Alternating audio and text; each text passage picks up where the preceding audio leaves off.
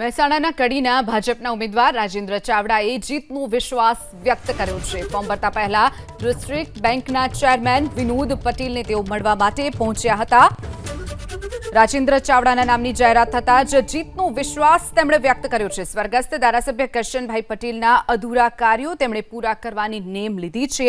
1981 થી તેઓ કાર્યકર તરીકે કામ કરતા આવ્યા છે પાર્ટીમાં, ત્યારે કાર્યકરની કદર કરાતા ચાવડાએ પાર્ટીનો આભાર પણ વ્યક્ત કર્યો છે। 68 દાવેદાર પૈકી મારી પસંદગી કરવા બદલ તેમણે પક્ષના નેતાઓનો આભાર પણ માન્યો।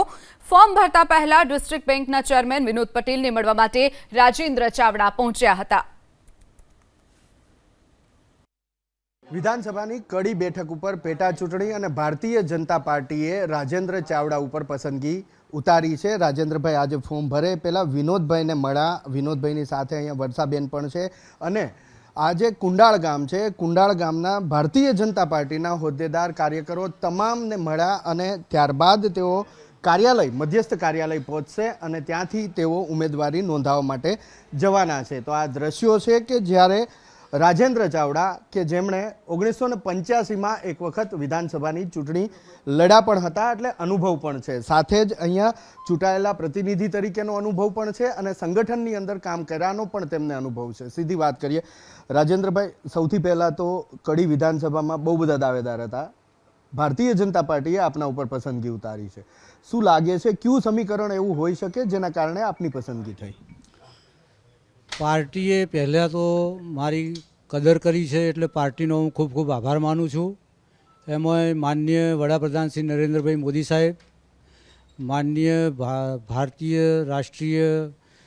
ભારતીય જનતા પક્ષના અધ્યક્ષ માનનીય શ્રી જેપી નડ્ડાજી સાહેબ, કેન્દ્રના મંત્રી શ્રી અમિતભાઈ શાહ સાહેબ અને ગુજરાતના પ્રદેશ પ્રમુખ શ્રી આર પાટીલ સાહેબ, મુખ્યમંત્રી શ્રી ભૂપેન્દ્રભાઈ પટેલ સાહેબ, મહામંત્રી શ્રી રત્નાકરજી, મહામંત્રી શ્રી રજનીભાઈ પટેલ સાહેબ, તેમજ પૂર્વ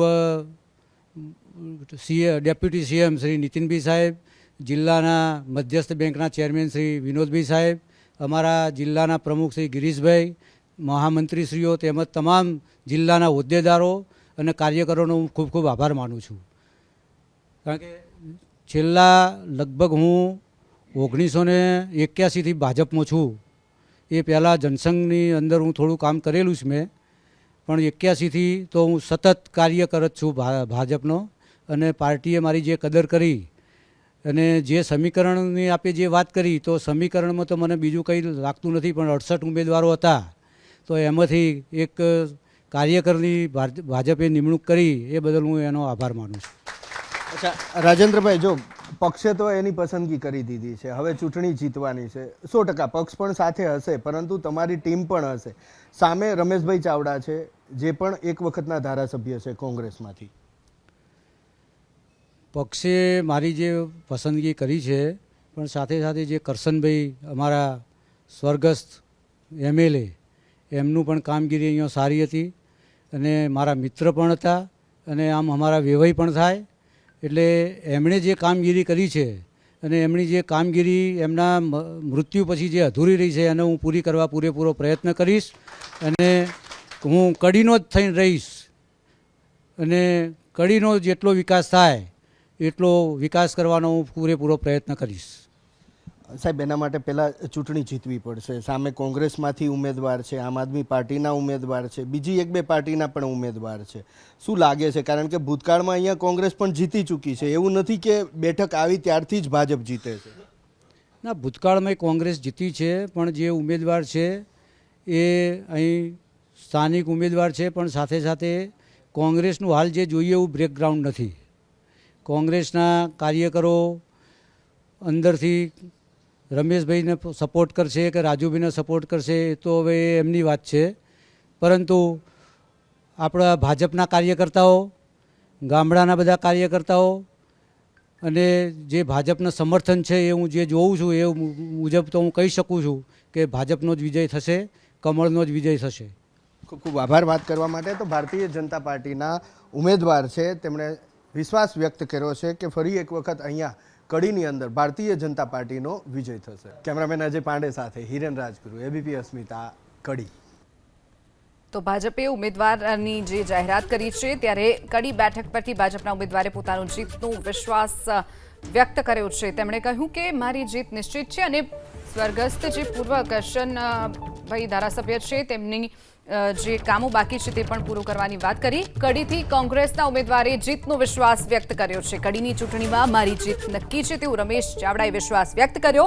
રમેશ ચાવડાએ ભાજપના ઉમેદવારને આયાતી ઉમેદવાર ગણાયા છે. મારી સામે જીતે એવો ભાજપ પાસે કોઈ ચહેરો નથી તેવો પણ વિશ્વાસ રમેશ ચાવડાએ વ્યક્ત કર્યો છે. કડીથી કોંગ્રેસના ઉમેદવાર છે રમેશ ચાવડા, જેમણે પોતાની જીતનો વિશ્વાસ વ્યક્ત કર્યો છે. સાથે જ જે ભાજપના ઉમેદવાર છે તેમને આયાતી ઉમેદવાર ગણાવ્યા. મારી સામે જીતે તેવો કોઈ ભાજપ પાસે ચહેરો જ નથી તેવી પણ વિશ્વાસ તેમણે વ્યક્ત કર્યો છે. રમેશ ચાવડા જેઓ કડીથી કોંગ્રેસના ઉમેદવાર છે. કોંગ્રેસે રમેશ ચાવડાને ટિકિટ આપી છે. રમેશ ચાવડાએ પોતાની જીત નક્કી છે તેવી વાત કરી છે.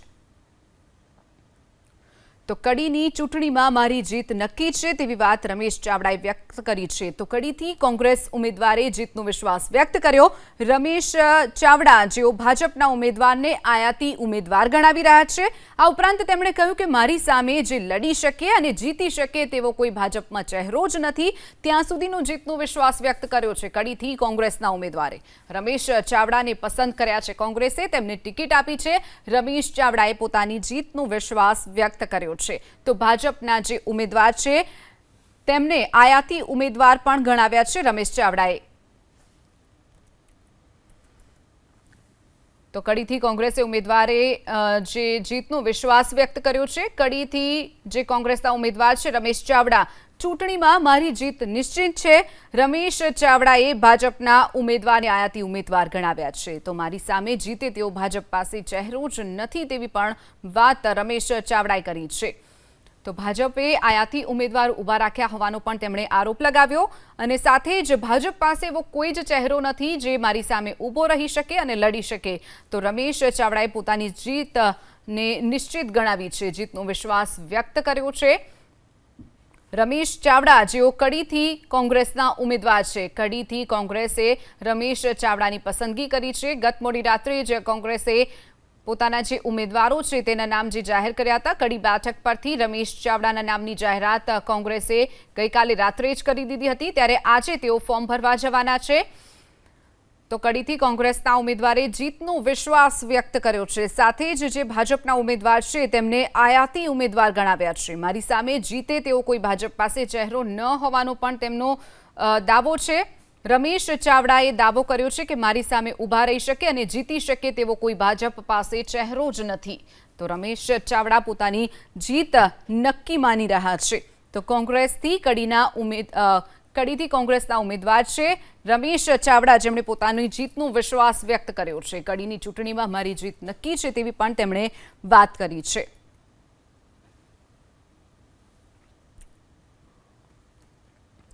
તો ગઈકાલ મોડી રાત્રે કોંગ્રેસે પોતાના ઉમેદવારોના નામની જાહેરાત કરી છે. મહેસાણાની કડી વિધાનસભાની પેટા ચૂંટણીમાં કોંગ્રેસ અને ભાજપે બંને ઉમેદવાર જાહેર કર્યા છે. જે રીતે કોંગ્રેસ દ્વારા રમેશભાઈ ચાવડાને મેદાને ઉતાર્યા છે, મારી સાથે રમેશભાઈ છે. રમેશભાઈ, શું કહેશો જે રીતે કોંગ્રેસે આપના ઉપર જવાબદારી આપી છે, જ્યારે ભાજપે પણ એક દિગ્ગજ નેતાને આપની સામે ઉતાર્યા છે, શું કહેશો? કોંગ્રેસે મારા ઉપર ખૂબ જ લાગણી રાખીને મારા કામગીરીથી સંતુષ્ટ થઈને મારી વફાદારી જોઈને મને અહીંયા ટિકિટ આપી છે.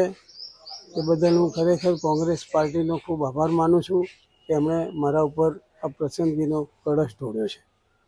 સાહેબ, જે રીતે સામે પણ ક્યાંક ને ક્યાંક રાજેન્દ્રભાઈ ચાવડા જે મેદાને આવે છે, કેટલી ટક્કર રહેશે? રાજેન્દ્રભાઈ ચાવડા જે આવ્યા છે અમારી સામે, એમને હું માનું છું કે કડી તાલુકામાં આ બાજુના વિસ્તારમાં જોટાણાના અમારા થોડા 5-7 ગામ છે, એ બાદ કરતાં કડી તાલુકામાં રાજેન્દ્રસિંહ ચાવડાને લગભગ કોઈ ઓળખતું છે નહીં. એના જ કરતાં હું બીજી વાત કહું કે આટલો મોટો તાલુકો છે, કડી શહેર છે, તાલુકાના ગામડાઓ છે, પણ તકલીફ એ છે ભાજપવાળાઓને અહીંના વિસ્તારમાંથી કોઈ એમને સારો ઉમેદવાર રમેશભાઈ ચાવડા સામે ટક્કર લઈ શકે તેવો ઉમેદવાર મળ્યો નહીં. એ જોઈને મને એવું લાગે છે કે આ લોકો પહેલાંથી જ માનસિક હારી ગયા છે અને હું આ સીટ ઉપર ચોક્કસ વિજય થઈશ. રાજુભાઈ, અમે એમને રાજુભાઈ તરીકે ઓળખીએ છીએ. હું રાજુભાઈને અહીંયા શિકસ્ત આપીશને હું અહીંયા વિધાનસભામાં જઈને બેસીશ. સાહેબ રાજુભાઈ પણ એક સિનિયર ભાજપના નેતા છે.